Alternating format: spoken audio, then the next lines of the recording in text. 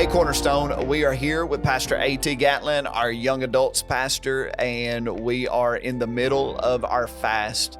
And when you fast, there are rewards attached to it. Jesus, in his Sermon on the Mount, alluded to God rewarding us when we fast. And there is one reward that is chief above all rewards. Pastor A.T., I'd love for you to just talk on that. Yes.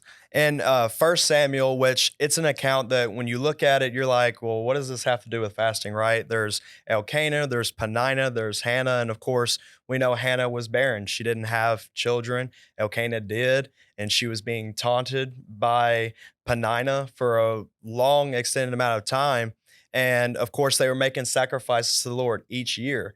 And it gets down to Hannah's plea and cry out to the Lord is, "Oh, Lord of heaven's armies, if you look upon my sorrow and give me a son, then he will serve you for all the rest of his days." Yes. I think that was so interesting because I've been guilty of this, that sometimes in fasting, I focus so much on the promise or the thing that I'm trying to acquire. The reward. Right. Yeah. And I completely forget about the true promise, which is him, the Lord. And I think that that's so powerful that Hannah said, you know what, Lord, even if you give me this promise, you're so worth it. You're so good that I'm willing to take this child and I'm willing to lay it at the altar and say, Lord, this is my offering unto you. Yes. And on top of all of that, if you break down Samuel's name, it means heard by God. Come on. Heard by God. It's not the promise of God. It's not the gift of God. It simply means heard by God. That in the midst of this fast, whenever you are gutting it out, whenever you're thinking in the back of your mind, can I even do this?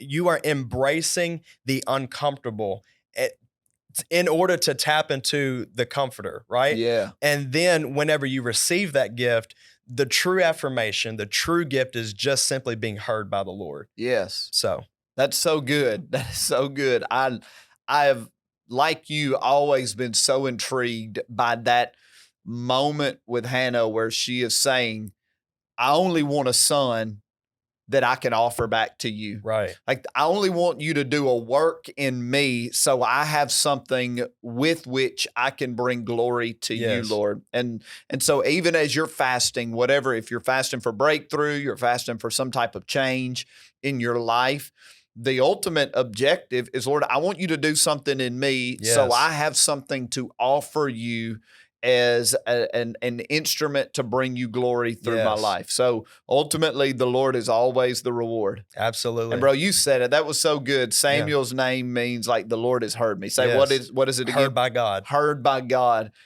Right now, God hears you. Yes. And I can't predict everything that'll happen in your life as a result of this fast, but there is one certainty. God hears your fasting. He sees you in the middle of it. And you will, if nothing else, receive the reward of bringing him glory and deepen relationship with him. Pastor A.T., you got any final thought? You said it best. I mean, the being heard by him is the greatest affirmation ever. Yes. And no matter where you're at in this fast, whether you are on the mountaintop or whether you're in the valley, he hears you. Yeah. And I think that in a society and in a world where we want to be heard, we want to be seen, to know that the one who created the heavens and the earth is inclining his ear to listen to us, even no matter where we're at in this fast, that reality is the chief objective of our lives. So good. So good. Well, we just want to encourage you. Yes. You can do this. The Lord is with you and he hears you.